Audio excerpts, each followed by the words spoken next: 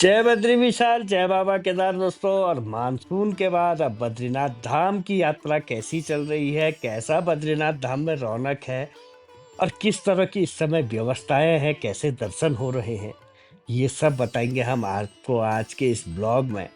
देखिए, अपने आप में बेहद अद्भुत तस्वीरें हैं बद्रीनाथ धाम की। मानसून के बाद एक बार फिर से रौनक लौटती हुई दिखाई दे रही है। चलिए शुरू करते हैं अब बद्रीनाथ धाम की यात्रा। पहाड़ी रास्तों से होकर हम लोग अब बद्रीनाथ धाम के लिए निकल रहे हैं। सड़कें एकदम मस्त हो चुकी हैं। मानसून के बाद जो खराब हुआ था उसे सही कर लिया गया है। धीरे धीरे हम गोविंद घाट, पांडुकेश्वर, बेना कोली, हनुमान चट्टी होते हुए बद्रीनाथ धाम पहुंचेंगे। और हर तरफ एकदम मौसम सुहाना होने के साथ ही धूप खिल चुकी है।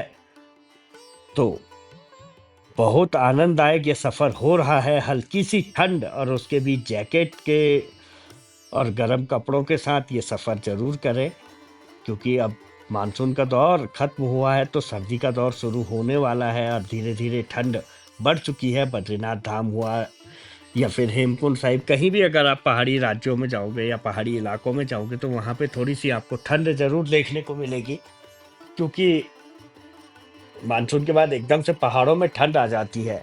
और अब हम बद्रीनाथ के रास्ते में हनुमान चट्टी पहुंच चुके हैं और यहाँ से 12 किलोमीटर की दूरी पर बद्रीनाथ धाम हम लोग इंटर कर रहे हैं। ये बद्रीनाथ धाम पहुंच चुके हैं। यहाँ पे मास्टर प्लान के काम हो रहे हैं। ऐसे में बद्रीनाथ धाम कुछ सालों में तो पूरी तरह से बदल जाएगा। हर तरफ एकदम नया और मास्टर प्लान के तहत कार्य चल रहे हैं। पहले जैसा बद्रीनाथ धाम अब आपको देखने को नहीं मिलेगा। अब पूरी तरह से बदल चुका है। संचार व्यवस्थाएं एकदम बिल्कुल बढ़िया और दर्शनों के लिए सबसे बेहतर समय।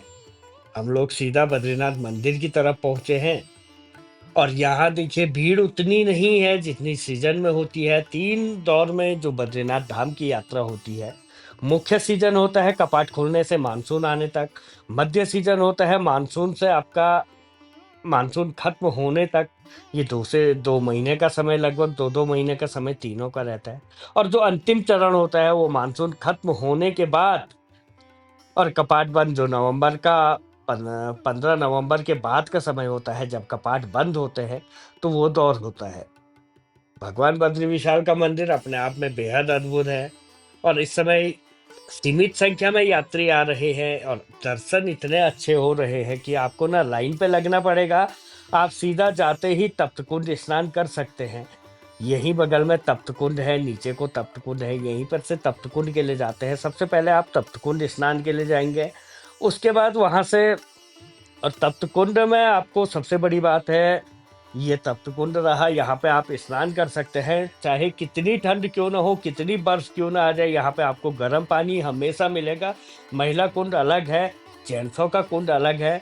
और यहाँ पे स्नान करने के बाद आप सबसे पहले आदि केदारेश्वर के दर्शन करेंगे और उसके बाद बद्री विशाल के दर्शन करेंगे। इस समय यात्रा बहुत लिमिटेड चल रही है, मतलब 5 से 6 हजार यात्री आ रहे हैं रोजाना। लेकिन अच्छे से दर्शन, आपको ना लाइन पे लगना पड़ेगा ना आपको कहीं लगना पड़ेगा, सीधा आप दर्शन कर सकते हैं। वहां पे आपको कोई धक्का मुक्की नहीं होगी। बहुत अगर जो लोग अच्छे से यात्रा करना चाहते हैं वो लोग इसी समय आते हैं, जो कपाट बंद होने से पहले का समय होता है, क्योंकि इस समय यात्रा अपने बिल्कुल सीमित पे होती है। दर्शन इतने अच्छे होते हैं कि आपको कोई धक्का नहीं मारेगा। आप वहां पे 2 से 4 मिनट भी खड़े रह सकते हैं आसानी से। और देखिए, हर कोई बद्री विशाल के दर्शनों के लिए जा रहा है। दुकानें सजी हुई हैं, देश के कोने कोने से यात्री आ रहे हैं। और अब हम आपको बद्री विशाल का मंदिर यहाँ से भी दिखाएंगे, फिर आपको मंदिर के पास से भी दिखाएंगे किस तरह का उत्साह है।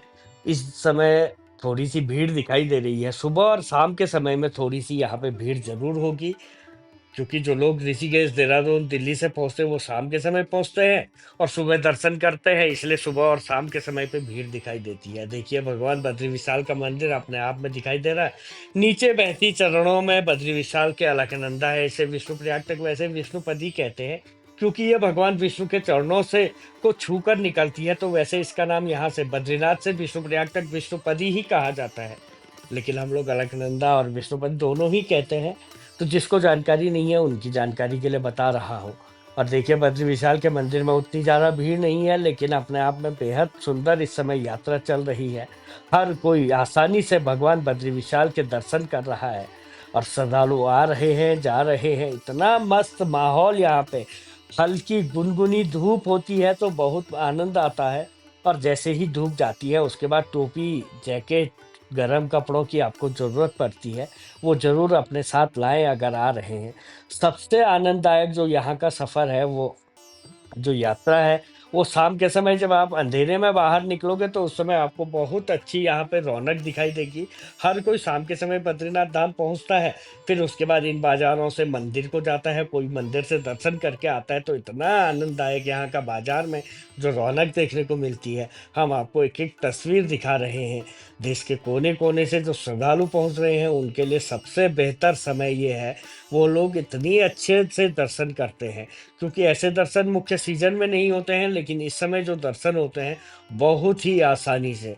जो बाजार है अपने आप में खूब सजा हुआ है, और खासकर इस समय नवरात्रि का समय चल रहा है। अब 2 अक्टूबर को विजयदशमी है। उस दिन यहाँ पे बद्रीनाथ मंदिर में विशेष कार्यक्रम होता है। उस दिन पंचांग पूजा यहाँ पे होगी, जिसमें देखा जाएगा बद्री विशाल के कपाट किस दिन बंद होंगे।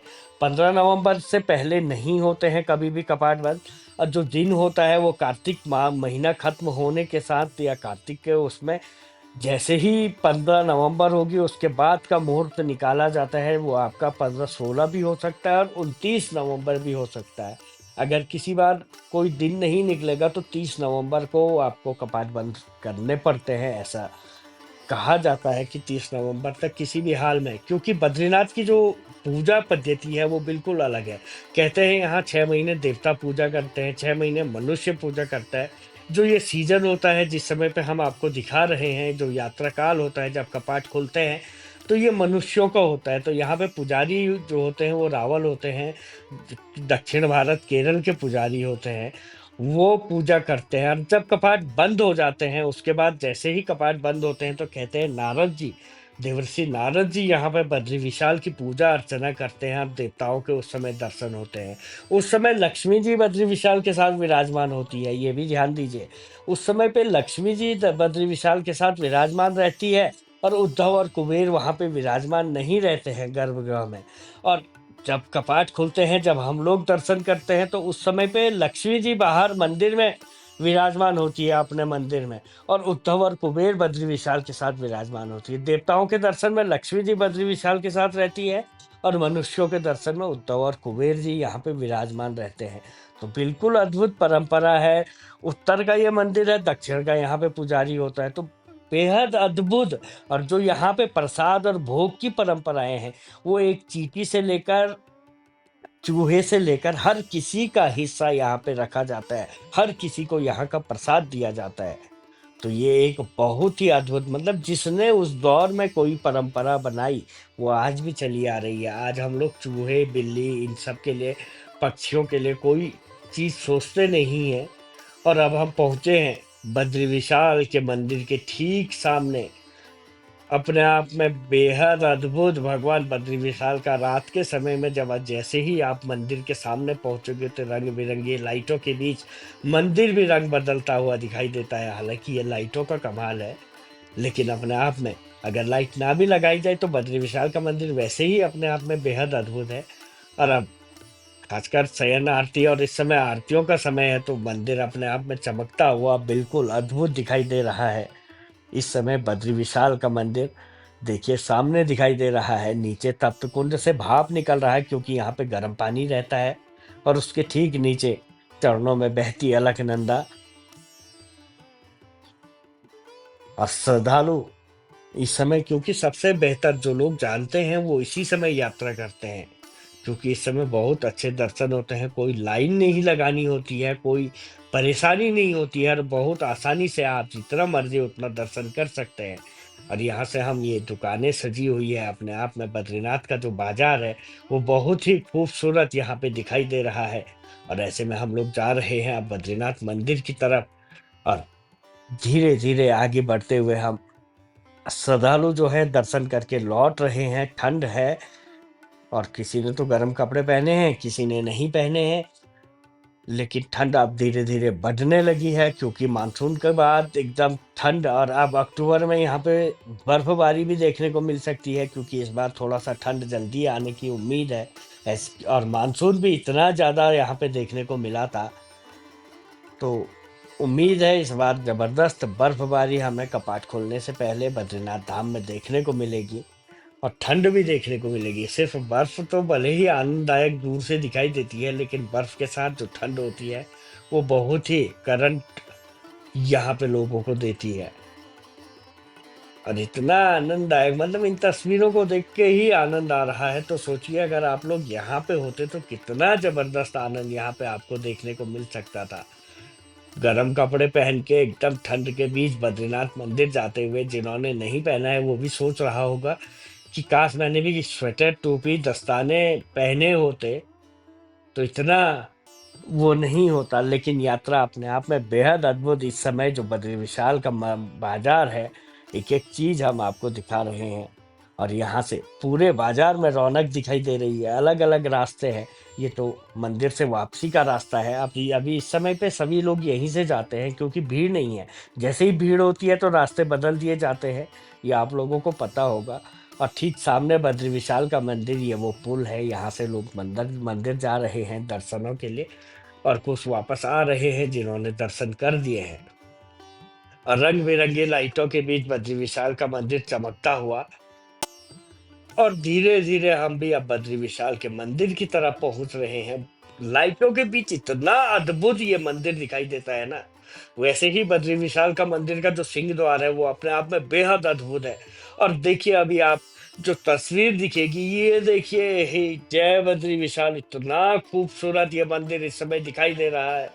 हर कोई यहाँ पे भगवान बद्री विशाल की यात्रा और बद्री विशाल के जयकारे लगाता हुआ, जय बद्री विशाल। और भीड़ देखिए, छोटे छोटे बच्चे, हर कोई यहाँ पे पहुंचा हुआ है। इतना अद्भुत ये समय चल रहा है।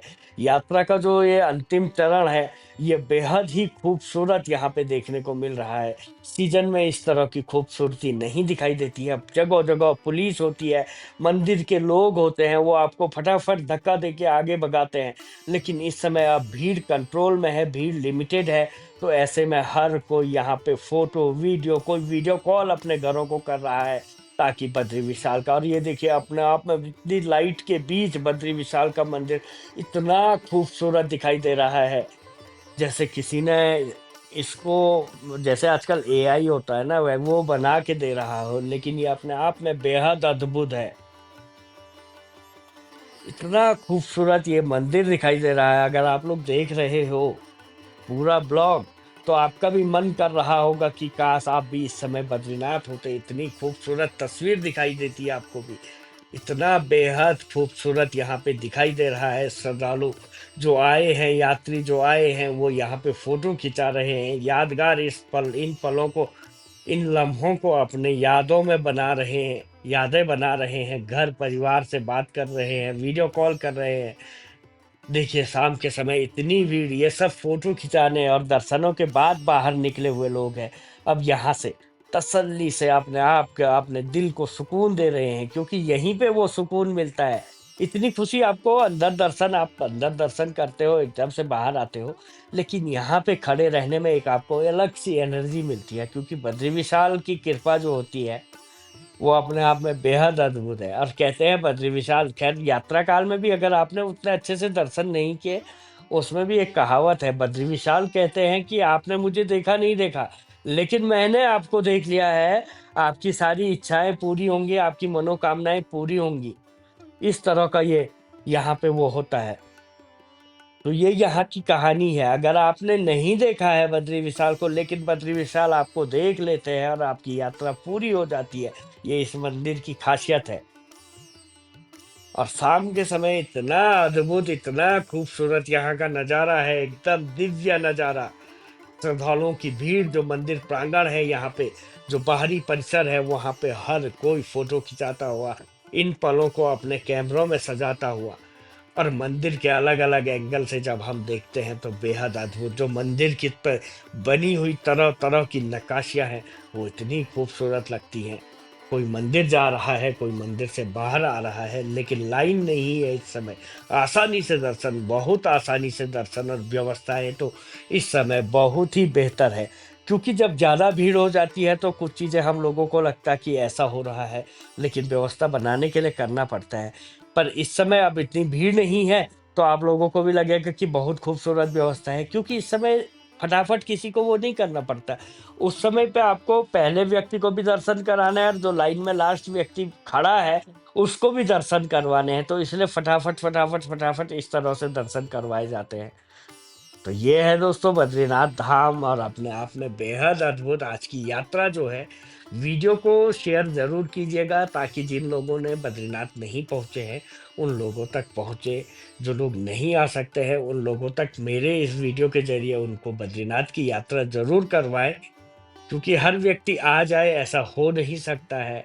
आज भी लोगों के पास कई काम होते हैं, कई परेशानी होती है, किसी की परेशानी जाती नहीं है। लेकिन इसी के माध्यम से वो बद्री विशाल के मंदिर के कहते हैं, अगर मूर्ति दर्शन ना हो तो शिखर दर्शन करवा लें।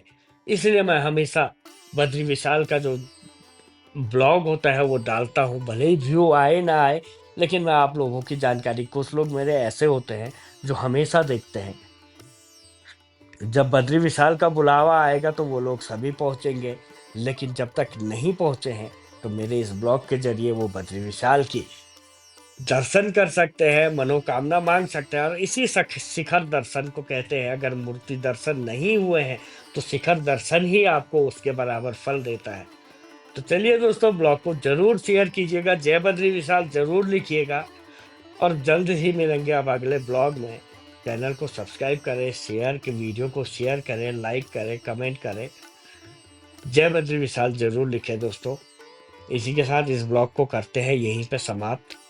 जय बद्री विशाल, जय बाबा केदार दोस्तों, नमस्कार।